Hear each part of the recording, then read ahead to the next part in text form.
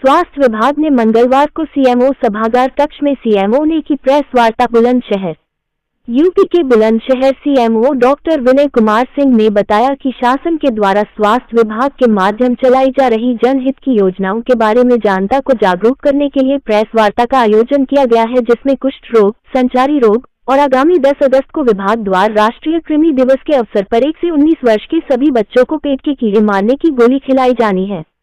तीनों बिंदुओं पर प्रकाश डालते हुए सीएमओ ने मीडिया को बताया कि प्रत्येक वर्ष साल में 2 बार राष्ट्रीय कृमि दिवस मनाया जाता है। बच्चों के पेट में कृमि हो जाने पर पेट में दर्द, खून की कमी, रोगों से लड़ने की शारीरिक क्षमता में कमी तथा कुपोषण जैसी कई बीमारियां हो जाती है। और बताया कि शरीर पर त्वचा के रंग से हल्का चकत्ता, जिसके सुन्नपन रहना कुष्ठ रोग हो सकता है, जिसका समय से इलाज कराने पर यह रोग फैलने से रोका जा सकता है। आगे सीएमओ ने बताया कि संचारी रोग अभियान अप्रैल व जुलाई माह में चलाया गया था। अब संचारी रोग अभियान अक्टूबर माह में पुनः चलाया जाएगा। Bite doctor Vinay Kumar Singh, CMO Bulandshahr. Pradeep पंडित, बुलंदशहर।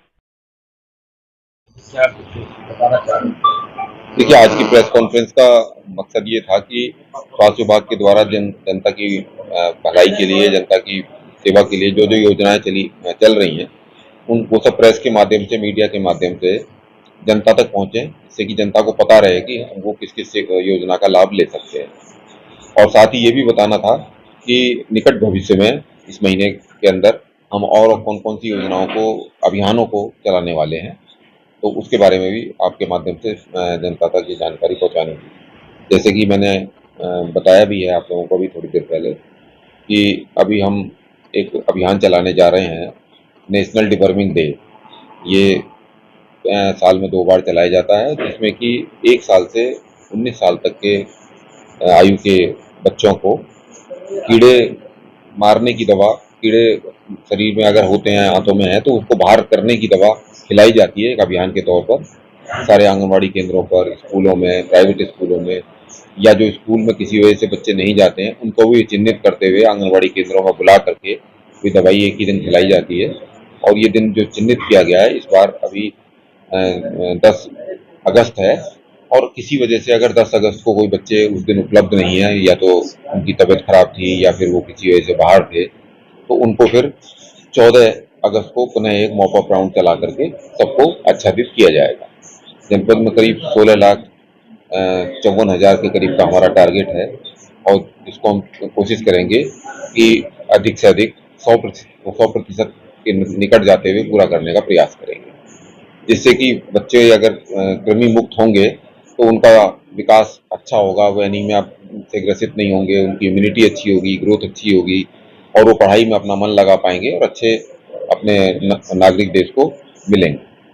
एक तो अभियान हमारा ये है जिसके बारे में आप सबको जानकारी देनी थी। दूसरा, हमें कुष्ठ रोगी खोजी अभियान हम समय समय पर चलाते रहते हैं, प्राय साल में 2 बार ये अभियान चलते हैं, और अगले महीने इसकी डेट अभी आनी है, लेकिन सितंबर के महीने में अभियान चलाया जाएगा। पिछला अभियान हमने फरवरी के महीने में चलाया था, जिसमें कि हम घर घर जाकर के जो कुष्ठ रोगी हैं उनको ढूंढते हैं, जिससे कि उनका समय पर उपचार हो जाए।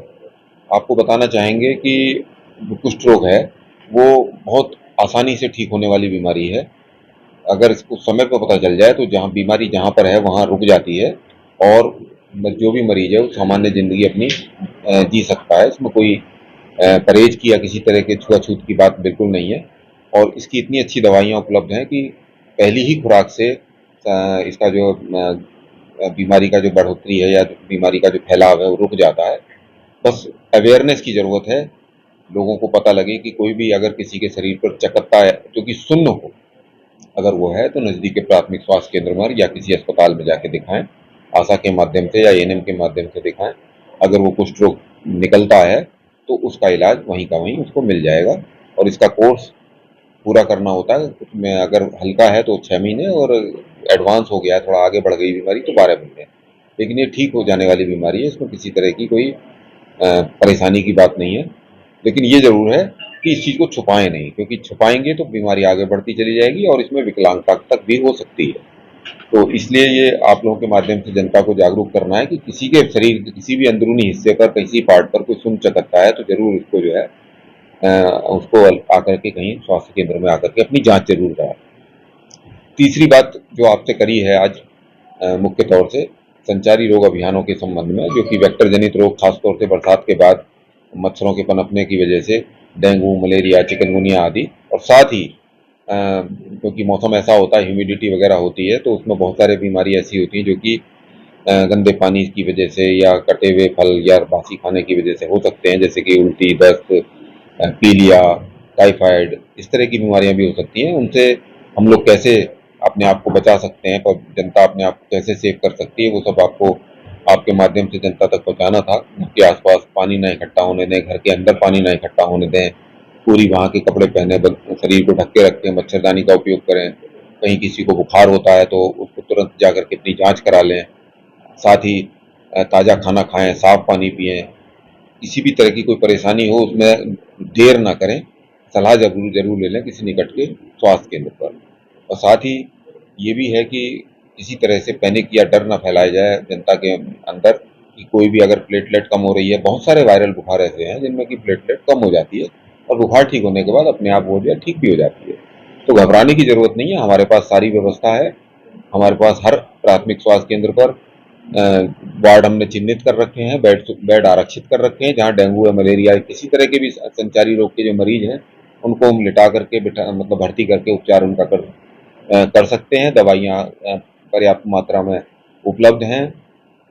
जहाँ कहीं कोई केस अगर प्रकाश में आएगा, चाहे हमारे जो चिकित्सा कर्मी उनके माध्यम से, चाहे आप लोगों की सूचना के आधार पर, हम तत्काल वहाँ जा करके उसको रोकथाम के लिए कार्रवाई करेंगे, और उसके लिए हमारे पास अपनी पूरी व्यवस्था हमने सुनिश्चित कर ली है।